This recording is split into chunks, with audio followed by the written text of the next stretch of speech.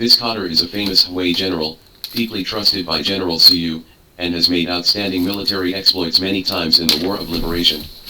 After the founding of the People's Republic of China, he served in several key departments, committed to promoting the development of the country, and made outstanding contributions to the rise of the people's regime and the rejuvenation of the Chinese nation. His name is Ye Fei. Ye Fei was born in Southeast Asia. His father is an overseas Chinese, and his mother is a down-to-earth and hard-working Filipino woman.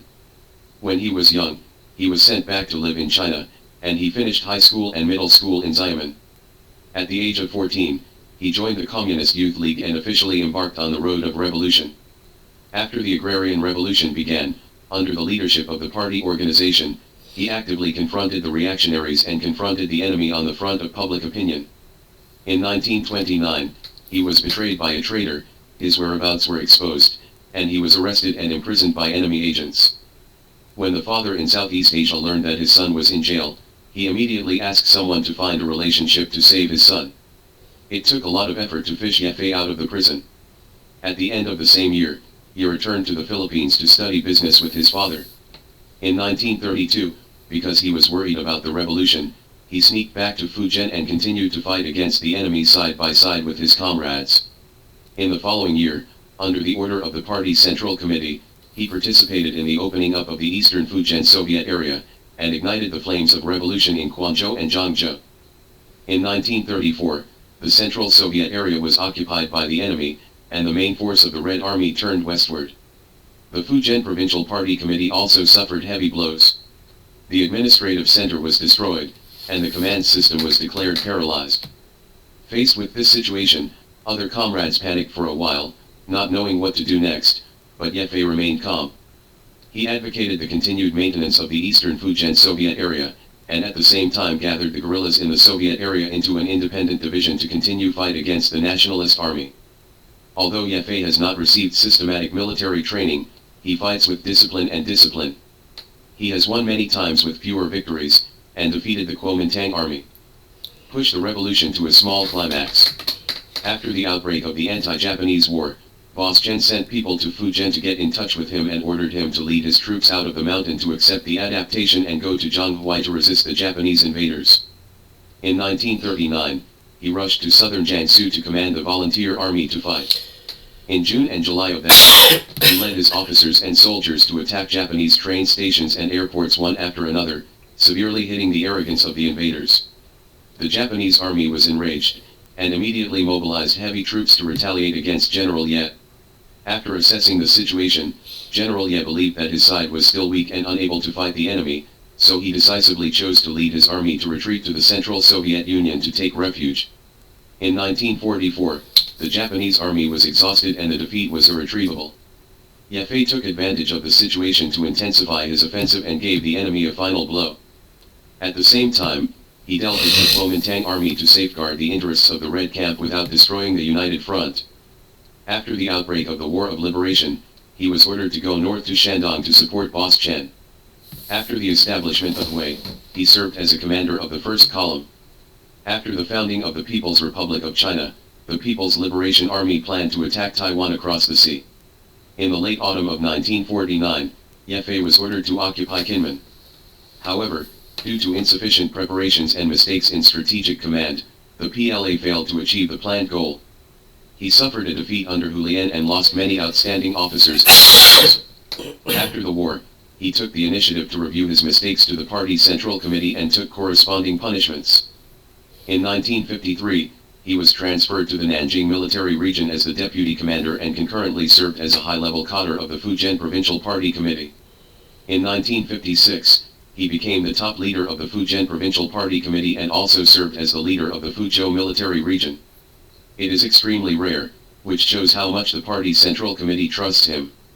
During the turbulent period, people with ulterior motives insisted on the fact that he was born overseas, slandered him as a capitalist roader, and said he had betrayed communism. He couldn't argue with 100 words about this, and he had accumulated a lot of grievances in his heart and had nowhere to confide. The time came to 1975. Under the special care of Chairman Mao, he finally cleared up his grievances and resumed his leadership position.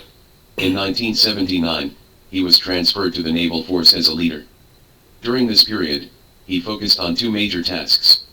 One was to bring order out of chaos, and the other was to focus on training steadily, gradually restore the combat effectiveness of the troops, and stabilize the foundation of national defense. In 1983, he resigned from his leadership position due to his poor health and transferred to work in a cultural and educational unit. He officially retired in 1988. In his later years, he became an envoy of peace and devoted himself to promoting the friendship between China and the Philippines.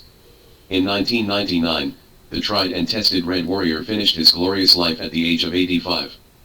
Huaye came from a good family background, and his family's financial conditions are good. In fact, he can learn business from his father and live a life of carefree life. However, driven by a sense of mission and cultural identity, he finally chose to give up his carefree life and devote himself to arduous revolutionary work. He held high the banner of socialism with his comrades, and marched forward step by step under tremendous pressure.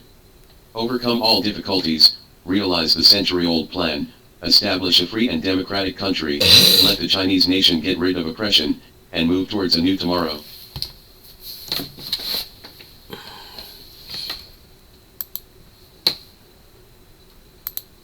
Things have not been going so smoothly for TSMC recently. In May, Buffett, an internationally renowned investor and an important funder in the US political circle, emptied TSMC stocks, which shocked the entire semiconductor circle. You must know that Buffett and his Berkshire Hathaway, known for their prudence, have always been important representatives of stock investment or value investment. But this investment in TSMC stock is incompatible with his steady style. In the third quarter of 2022, global investors got the news that Berkshire Hathaway purchased 60.1 million ADS of TSMC, totaling more than $4.1 billion in TSMC shares. This has increased the share of TSMC in Buffett's investment portfolio from 0 to 1.39% of the total position, directly rushing into the list of top 10 heavyweight stocks. This was considered an important signal for Buffett to enter the semiconductor industry at the time. But unexpectedly, in February, there was news that Buffett liquidated 86% of TSMC stocks. Finally, in the first quarterly report of Berkshire Hathaway released in May, TSMC has confirmed that it has been completely liquidated. According to the stock price trend from the second half of 2022 to the first quarter of this year, it is difficult to say that Buffett's move will have obvious returns on stock price investment, and this investment also shows investment characteristics that do not fully match his relatively cautious investment style. At the same time, even more sensational things happened. According to a report from Taiwan's Dongsan News Network, 6, U.S. Democratic Congressman Seth Moulton made surprising remarks when he attended the Milken Institute's global conference a few days ago. He said, "The most direct way to deter China is to tell they, if you want to invade Taiwan, the U.S. will blow up TSMC." This directly caused a commotion on the island, and local officials and commentators even had to take turns to clarify, spread rumors, that the Americans did not say this, and accused it of our mainland's cognitive warfare. This kind of troll speech, comparable to that of the old 4chan brother, was solemnly raised by a member of Congress. Combined with Buffett, an important U.S. political financier, clearing TSMC, it brought a question that hit the soul directly. Is TSMC already an outcast of the United States? 01. To some extent, the rise of TSMC is an accident that follows economic laws. The Japanese semiconductor industry, which was in full swing in the 1990s, encountered hundreds of millions of minor problems. In the 1980s, the status of the United States and Japan in semiconductors was reversed. By 1989, American companies accounted for 35% of the world market, and Japanese companies 51%. So as early as 1985, the American Semiconductor Industry Association began to complain to the U.S. Department of Commerce about Japan's unfair competition, asking the president to use the 301 clause we are now familiar with to seek restrictions on the sale of Japanese chips in the United States and to ensure American production. Specific share of the vendor in the Japanese semiconductor market.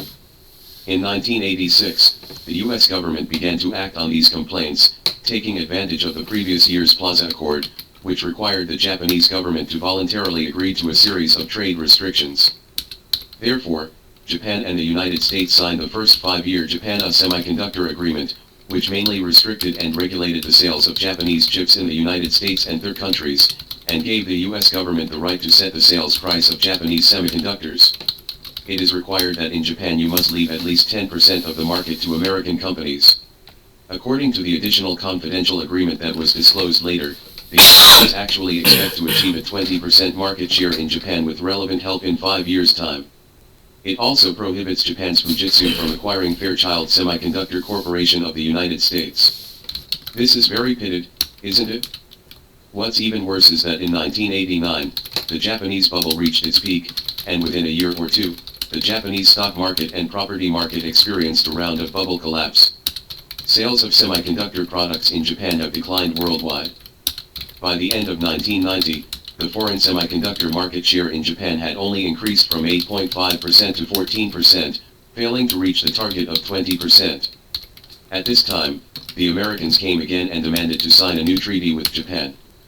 In March 1987, the US government took retaliatory measures by imposing 100% import tariffs on Japanese-related products such as microcomputers on the grounds that Japan failed to abide by the agreement. In the spring of the same year, the market demand for semiconductor products in the United States rebounded sharply, and dumping naturally disappeared. After that, the governments of Japan and the United States signed a 5-year new semiconductor agreement in June 1991. In the new treaty, the Americans clearly stipulated that more than 20% of the market share of the Japanese semiconductor market belonged to foreign semiconductor products. A series of show operations in the United States is equivalent to artificially creating a particularly bad business environment for Japan's semiconductor industry, just like China's current cultural and creative industry. Although it is not impossible to do it completely, it is obviously unable to keep up with international development pace. This decline has given opportunities to the semiconductor industry in South Korea and Taiwan. Unlike South Korea's choice of overweight memory chips, the Taiwan government and TSMC chose or created the foundry route from the very beginning. I don't know if it was stimulated by the United States' suppression of Japan's semiconductor industry, or more likely to have an objective estimate of its own strength. TSMC often puts a sentence in its promotional materials: TSMC focuses on the production of chips designed by customers, itself does not design, produce or sell its own brand of chip products, ensuring that it never competes with customers. This sentence clearly summarizes the development and survival of TSMC. Such a humble attitude and refined track entry enabled TSMC to quickly gain political favor and resource tilt from the United States. As soon as TSMC was established in 1987, major American manufacturers led by IBM began to authorize manufacturing patents to TSMC. In 1988, Intel sent a large order to TSMC and guided the company's manufacturing process. This kind of gift package from heaven is simply the treatment that the protagonist born in Zhuangguan can only get, and TSMC got it in the context of the confrontation between the United States and Japan. At the time, this seemed to be an obvious act of cultivating rivals in the Japanese semiconductor industry, but its results were definitely beyond most people's expectations. In 1999, TSMC, which focused on foundry production, took the lead in making a breakthrough in the 180 nanometers process and launched the world's first 180 nanometers low-power process technology. This technological breakthrough has taken the first step for TSMC to grasp more than half of the world's chip foundry market share, and it has also taken the first step for TSMC to lead in the chip foundry field. In 2007, TSMC and ASML jointly developed and commercialized the first immersion lithography machine, and TSMC also used this lithography machine to achieve a breakthrough in 90 nanometers process chips. And relying on the breakthrough in the field of lithography machines, he was determined to part ways with Intel and embarked on the 40, 28, 20 nanometers self-research route. And finally, in the 7 nanometers field, it has surpassed Intel's process technology. For the entire Chinese chip industry, 2019 is a memorable year. In that year, Huaye launched the Kirin 990, the first TSMC 7nm Plus chip based on EUV lithography machine. Chip design companies manufacture. Let China's mobile phone chip briefly become the world's strongest 5G chip. Later, in 2020, Huaye faced sanctions, and TSMC gathered the strength of the whole company to drive out the Kirin 9000 chip. Another strong alliance between the strongest foundry company on the surface and the strongest chip design company in China, The world's first 5 nanometers chip launched has once again amazed the world. The Kirin 9000's suppression of the performance of the later released Snapdragon 888 not only proves to the world once again that TSMC's 5 nanometers process is more mature than Samsung's, but also proves how shocking the world's chip industry structure can be after the cooperation of Chinese chip companies. But since then, due to US sanctions, although Huaye and TSMC can cooperate in the field of tape-out, they have been unable to manufacture. And this may also become a turning point in the fate of TSMC. 02. As early as Trump's administration, when the Sino-US trade war started, Trump repeatedly expressed his hope that companies such as TSMC would build factories in the United States. This game did not come to an end until May 15, 2020.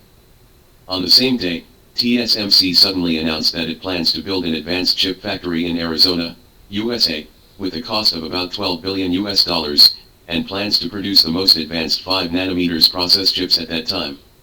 Just 2 days ago, TSMC revealed that it would not build a chip factory in the United States. 2 days later, TSMC backed off. In fact, this is not the first time TSMC has tried to invest in a factory in the United States. In the 1990s, TSMC once built the Wafer Tech factory in Washington State, an 8-inch wafer factory, and then it became a nightmare. Judging from Wafer's official website, its technology is still at the level of 160 to 350 nanometers so far, and there is not even a production line for the most mature 28 nanometers process chips. But even with such lessons learned, TSMC still agreed to set up a factory in the United States, and after Biden came to power, he agreed to build the second phase of the 3 nanometers process chip factory on the basis of Arizona's 5 nanometers process, and was forced to put the first phase. The process of the first phase was upgraded from 5 nanometers to 4 nanometers. What is even more exaggerated now is that the Americans are still eyeing the 2 nanometers production line that has not yet been mass-produced. Recently, TSMC has been asked to speed up the evaluation of the possibility of setting up a 2 nanometers production line in the United States. If you only set up a factory in the United States, it is actually okay to say, after all, the root of TSMC is now in Taiwan, and the majority of all processes from 3 nanometers to 160 nanometers are in Taiwan. However, the United States has made many small moves before, clearly supporting TSMC's competitors, and using administrative means to snatch TSMC's business secrets. What I said to me is that the United States forcibly requires 23 companies including Samsung, TSMC, and Intel to hand over confidential data such as inventory, orders, sales records, and yield rates before November 8, 21.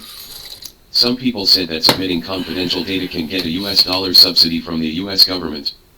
Not to mention the possible commercial losses caused by handing over confidential data, the US government has some relatively abstract regulations on subsidies. For example, as long as the subsidy received exceeds 150 million US dollars, these manufacturers need to promise to return excess profits to the US government. Moreover, this part of excess profit is not a single point. According to the US law, for particularly successful projects that have received more than 150 million US dollars in subsidies, the United States can recover no more than 75% of direct subsidies. This is quite explosive even if you look at the entire government subsidy industry. Not to mention other requirements related to local employment and children's education. For companies such as TSMC and Samsung, they are all drizzle. But it's a bit of a headache. That is, the company cannot expand its semiconductor manufacturing capacity in concerned countries. In USC 4652, China is especially mentioned, within 10 years from the date of obtaining funds. Any joint research or technology licensing work with overseas entities must return all funds received by it. You have to stand between China and the United States. If you choose American subsidies, it means that the market relationship with mainland China will seriously deteriorate. Such an obvious deflated poisonous apple, even Samsung and Hynix are hesitant, and TSMC needs to carefully consider whether to apply for subsidies from the United States.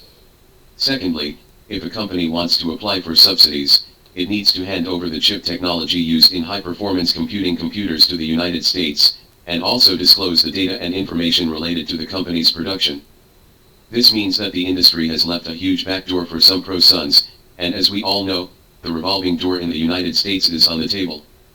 The US and Japanese governments are now promoting joint research and development of 2 nanometers process chips. Intel is also accelerating the advancement of related processes. Now this subsidy is opening the door to stealing.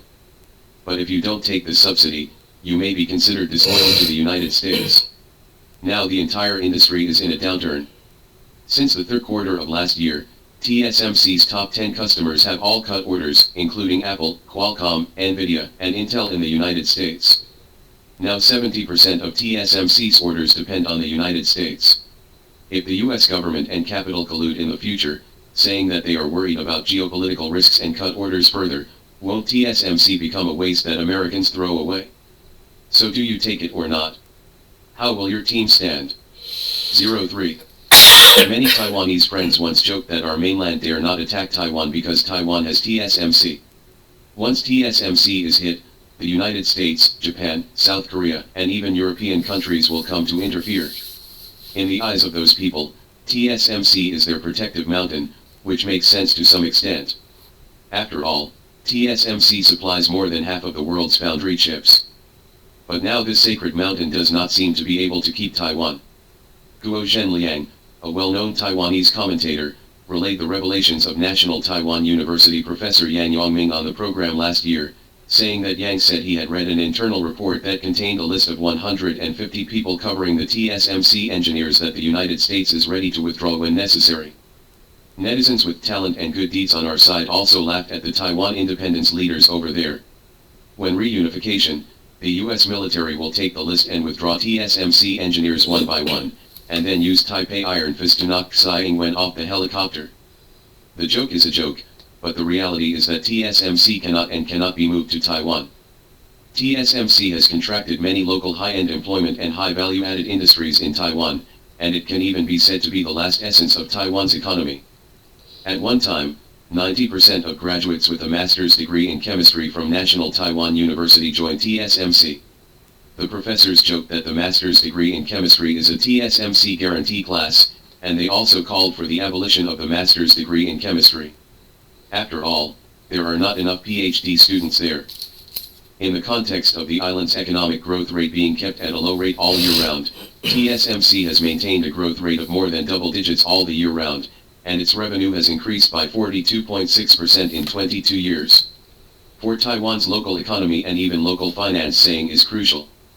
You know, TSMC's current annual revenue exceeds 500 billion yuan, while the GDP of the entire Taiwan region in 2022 is less than 6 trillion yuan.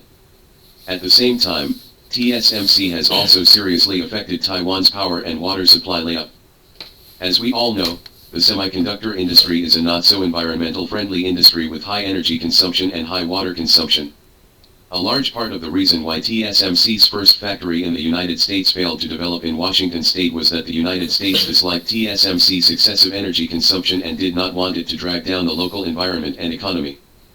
Now, with the increasing investment in EUV, the power consumption is rising in a straight line. One EUV can consume 30,000 kilowatt-hours of electricity for you in one day. Therefore, the proportion of TSMC as a whole in Taiwan's power generation is also rising. According to statistics, TSMC will consume 16 billion kilowatt-hours of electricity in 2020, accounting for 5.9% of Taiwan's total electricity consumption. In 2021, it will consume 19.19 billion kilowatt-hours of electricity, accounting for about 7.2% of Taiwan's total electricity consumption. And in 2022, it will exceed 20 billion kilowatt-hour, accounting for more than 8% of Taiwan's total power consumption. Water consumption is even more exaggerated.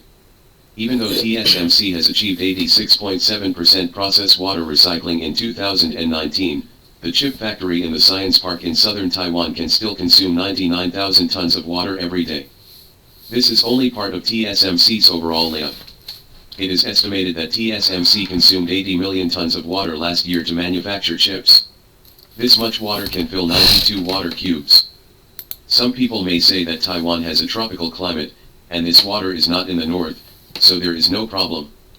Then this is forgetfulness. In 2021, southern Taiwan will be affected by anti-El Nino and other factors, and the spring rain in 2021 will be the lowest since the official record. After a long period of time, The water shortage in southern Taiwan and the resulting power outage directly led to a huge chip shortage in 2021. Such a big stall, even if people can dig it away for you, how can the machinery workshop, water supply, and power supply be dug out from Taiwan and moved to the other side of the ocean? What's more, Moore's Law seems to have come to a dead end now. The so-called Moore's Law, that is, every 18 months, the number of transistors in the same area doubles, but the price remains the same. However, as the chip manufacturing process is gradually approaching the direction of 1 nanometer, not only the difficulty of doubling the transistor is being challenged by quantum mechanics, but also the cost of a chip is constantly taking off. It is impossible for TSMC to stop, and it must increase investment in research and development, because companies such as Samsung and Intel are eyeing the cake of the world's advanced manufacturing process. If TSMC really begins to follow the instructions of the United States and move to the United States, then TSMC will almost certainly die. So TSMC can't move and can't move. So for the sake of TSMC's own development space and increasing costs, where else will it keep it and let it continue to shine, instead of creating the so-called geo-risk theory, cutting orders, being a stepmother, and doing everything possible to make TSMC's the roots were planed? There is only one place, and that is our mainland. Only the mainland can guarantee a large amount of absolute resource investment for TSMC, and will raise it as its own son. Moreover, as the world's largest manufacturing country and retail market, TSMC can only reduce supply costs and solve the world's chip shortage in the long run only by connecting with the mainland's industrial chain. And against the background of the decoupling of high-tech and other fields between China and the United States, multinational companies and suppliers in various fields may be forced to stand between China and the United States under unilateral coercion. As a top investor who grew up at the peak of the American empire, Buffett's investment destiny is deeply bound to the national destiny of the United States. For him, betting on the fate of the United States at a critical moment is his belief and the way to win. So he has a famous saying, "Never short your own country." This makes me deeply admire Buffett's way of investing. His investment and divestment of TSMC is also practicing his investment philosophy. Therefore, we hope that if we come to the crossroads of history, we sincerely appeal to the Chinese on both sides of the Taiwan Strait to follow the same investment philosophy, not to short China, and to work hard for national rejuvenation and prosperity. I hope that the TSMC people on the other side of the strait believe that after crossing that crossroads, China will be the biggest backing for your development.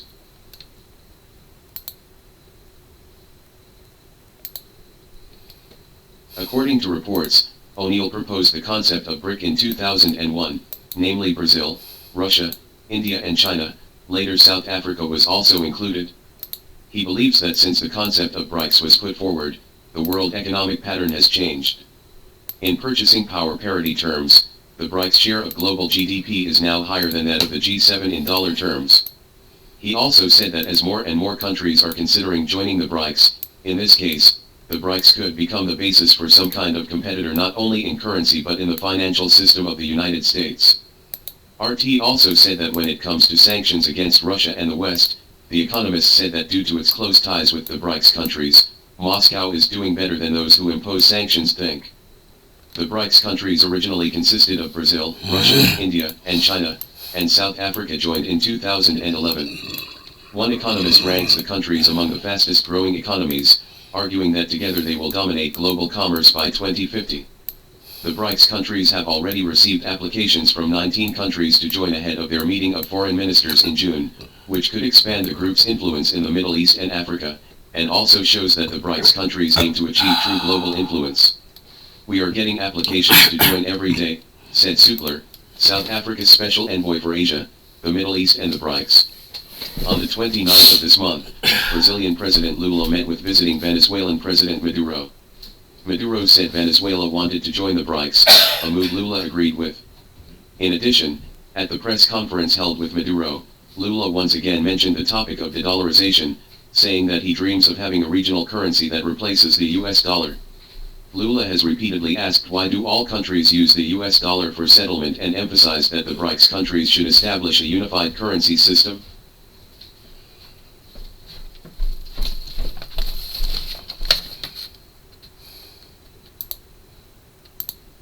RIA Novosti reported on May 31 that the Russian Ministry of Defense issued a statement that the Russian aerospace forces used high-precision weapons to attack warships in the port of Odessa, the last warship of the Ukrainian Navy Yuri or Vilenko. Be destroyed.